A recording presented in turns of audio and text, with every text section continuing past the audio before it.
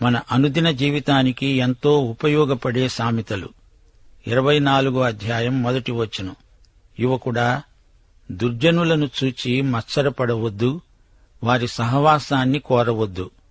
వారి హృదయము బలాత్కారం చేయటానికి యోచిస్తుంది, వారి పెదవులు కీడును గూర్చి మాట్లాడతాయి.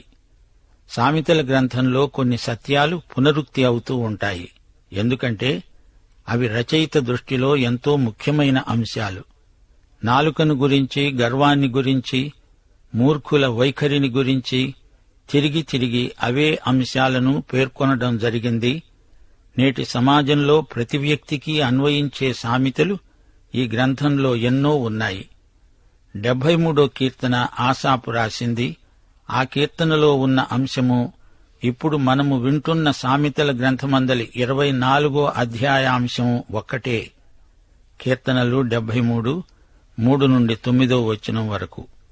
భక్తిహీనుల క్షేమము నా కంటబడినప్పుడు గర్వించే వారిని బట్టి నేను మత్సరపడ్డాను. ఇతరులకు కలిగే ఇబ్బందులు వారికి కలగవు, ఇతరులకు పుట్టినట్లు వారికి తెగులు పుట్టదు. ఆకాశము తట్టు వారు ముఖము ఎత్తుతారు, వారి నాలుక భూసంచారం చేస్తుంది. సొలొమోను ఈ అధ్యాయంలో ఇదే మాట అంటున్నాడు. దుర్జనులను చూచి మత్సరపడవద్దు, తీర్పు దినం ఒకటి ఉంది. ఆసాపు తన కీర్తనలో అన్నట్లు, నేను దేవుని పరిశుద్ధ స్థలములోనికి పోయి వారి అంతమును గురించి ధ్యానించేంతవరకు ఆ సంగతి నాకు ఆయాసకరంగా ఉంది. ఈ లోక పరిస్థితులు ఏమీ బాగాలేవు. రానురాను లోకం చెడిపోతున్నది గాని బాగుపడటం లేదు. అసలు సమస్య మానవ హృదయంలో ఉన్నది. మానవుని హృదయం మారాలంటే ఆ పని దేవుడే చేయగలడు. మనము ఆయా స్థలాలలో, ఆయా పదవులలో ఉన్నాము. మనకు తెలుసు, నీతిమంతులు కష్టపడుతున్నారు, దుర్మార్గులు హాయిగా ఉన్నారు, సుఖంగా బ్రతుకుతున్నారు. దీనికి కారణమేమిటో ఎవరికీ బోధపడదు. విశ్వసించటమే మనము చేయగలిగింది. దేవుని దృక్పథంలో సమస్యలను పరిష్కరించాలి.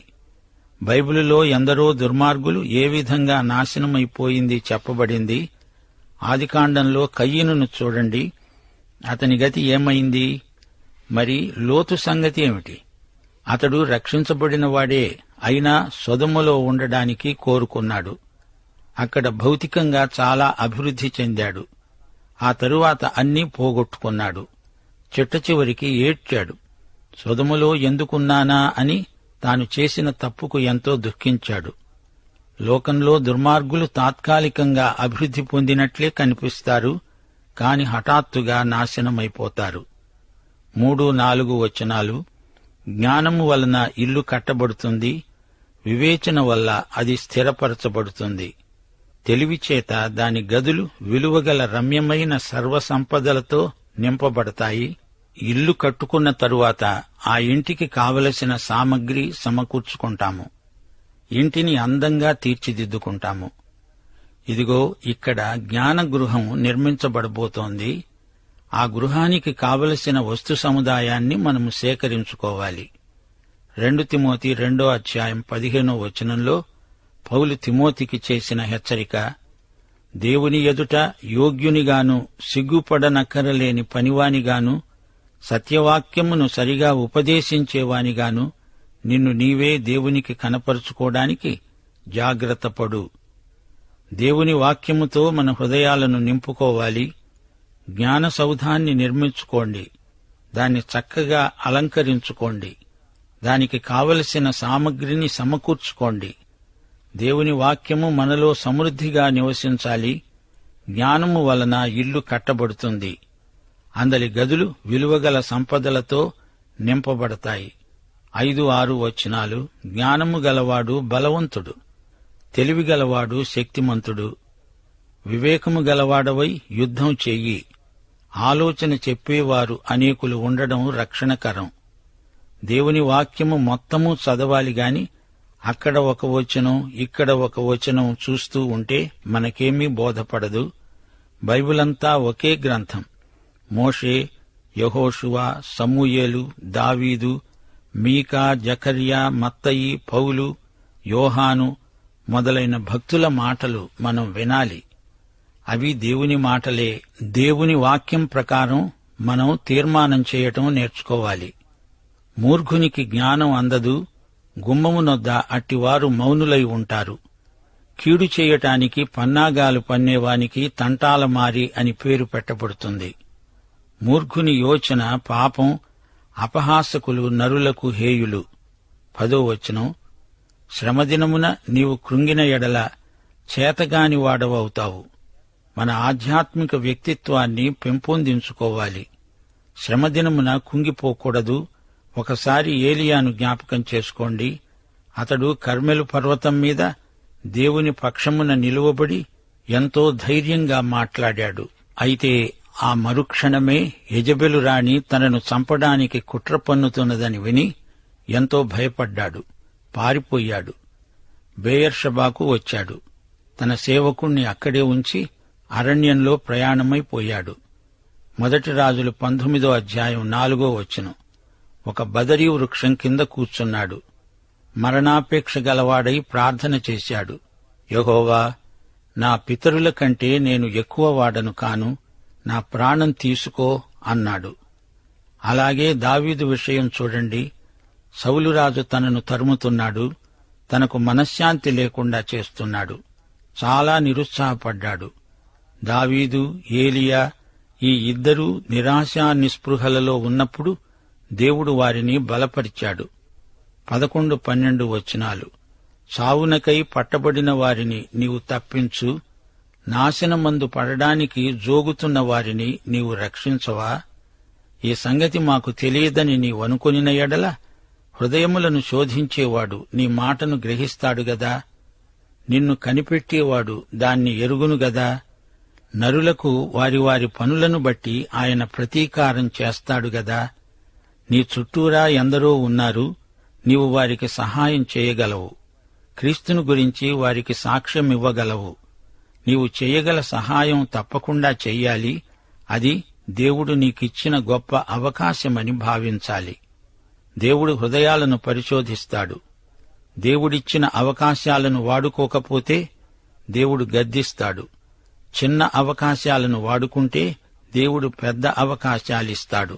దేవుడు మనల్ని విశ్వసనీయులై ఉండడానికి పిలిచాడు. మన మంచి పనులకు ఆయన ప్రతిఫలమిస్తాడు. అక్కరలో ఉన్నవారికి సహాయపడడమే మన ధ్యేయం. 13వ వచనం. నా కుమారుడా, తేనె తాగు, అది రుచిగలది గదా. తేనె పట్టు తిను, అది నీ నాలుకకు తీపే గదా. నీ ఆత్మకు జ్ఞానం అట్టిదే అని తెలుసుకో. అది నీకు దొరికిన ఎడల ముందుకు నీకు మంచి గతి కలుగుతుంది. నీ ఆశ భంగం కానేరదు. యూదుల ఆహార పదార్థాలలో తేనె ముఖ్యమైనది. తేనెలోని తీయదనం యూదులకు ఎంతో ఇష్టం. మాటలు తేనెలాగా తీయగా ఉంటే అలాగే జ్ఞానము కూడా తీయనిదవుతుంది. ప్రజలు నిన్ను పొగుడుతుంటే నీచేత తేనె తాగిస్తున్నారని అర్థం. అది ఎక్కువ తాగకూడదు. తేనె ఎక్కువ తాగితే జబ్బు చేస్తుంది. తేనె మాత్రమే తాగి ఎవ్వడూ జీవించలేడు. అలాగే పొగట్టల మీద ఆధారపడకూడదు. ఆత్మకు జ్ఞానం తేనె పట్టులాంటిది. ముందుకు నీకు మంచి గతి అనగా నీకు నిత్యజీవ ప్రాప్తి.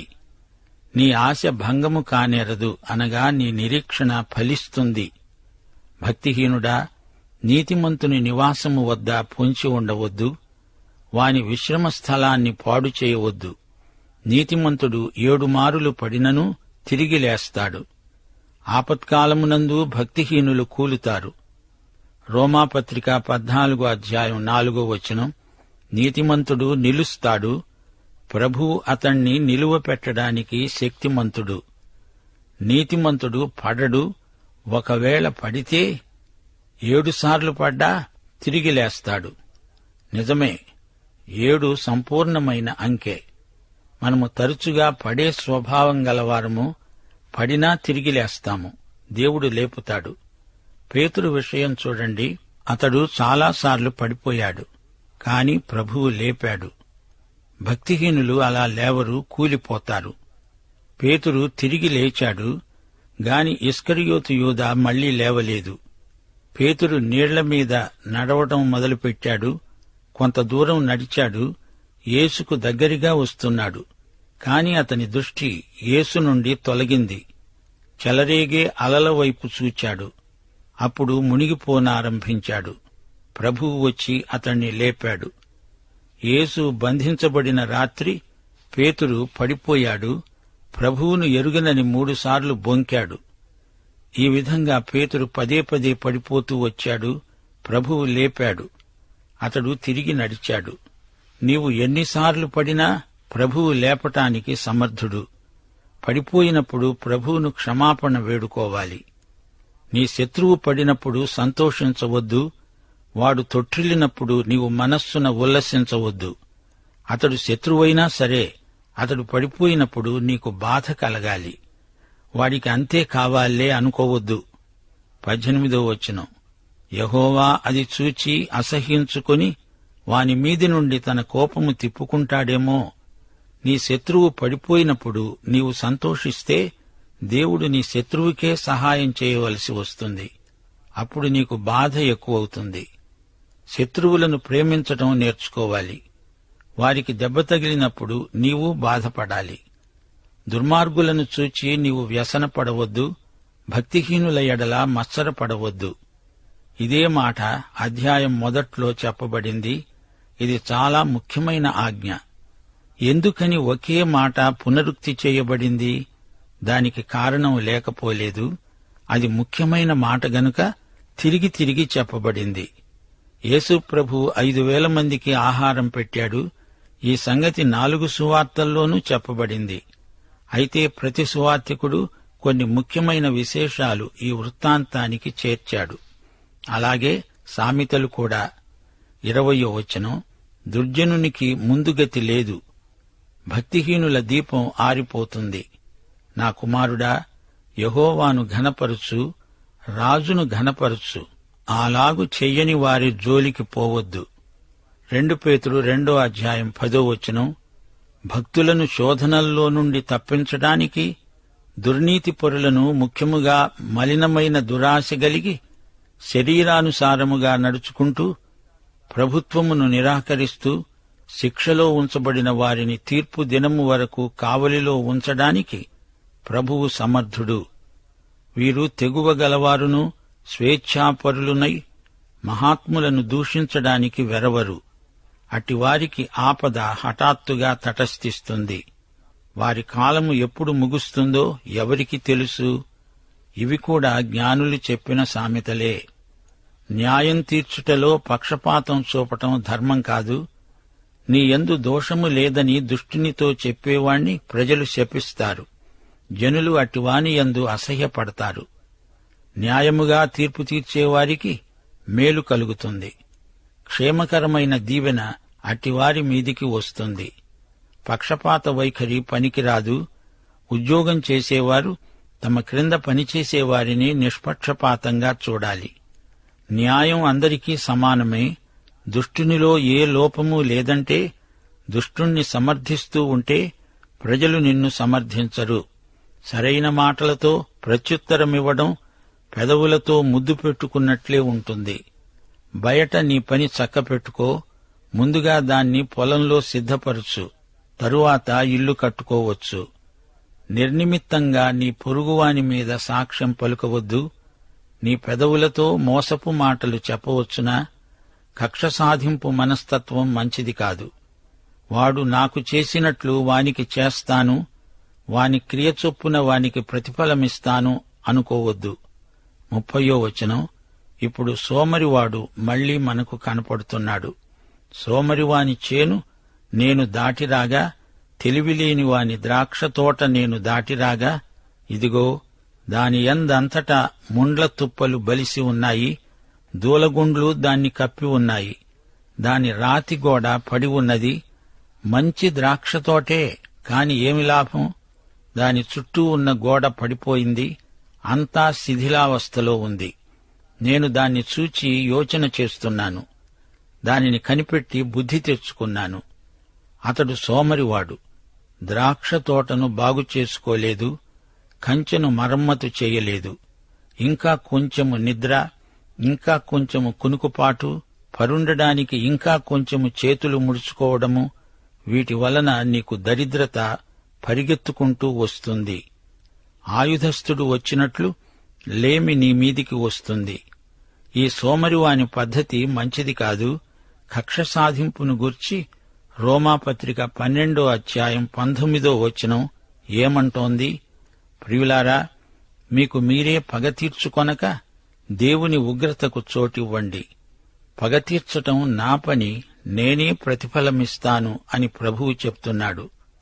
ఈ అధ్యాయంలోని యువకుడు జ్ఞాన విశ్వవిద్యాలయంలో పట్టభద్రుడయ్యాడు. గాని అతడు జాగ్రత్తగా ఉండాలి. సోమరితనానికి చోటు పెట్టకూడదు. ఈ అధ్యాయం యువకులకు ఎంతో ప్రయోజనకరం. జ్ఞాని కడతాడు, అజ్ఞాని పడగొడతాడు. జీవిత పోరాటంలో జ్ఞానం అవసరం. పడితే దేవుడు లేవనెత్తుతాడు. శత్రువును ప్రేమించాలి. అవకాశాలు జారవిడుచుకోకూడదు.